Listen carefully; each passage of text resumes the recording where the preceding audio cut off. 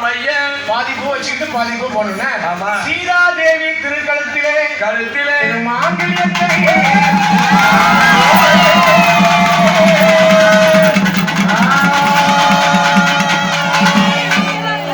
திருமாங்கல்யத்தை சொல்றேன். உட்காருங்க. ஆமா ஸ்ரீ மாங்கல்யத்தை சூட்ட திருமணத்தை சூட்ட நல்ல செல்வ சின்னவங்களா வெளியே எடுத்து வச்சுடுங்க.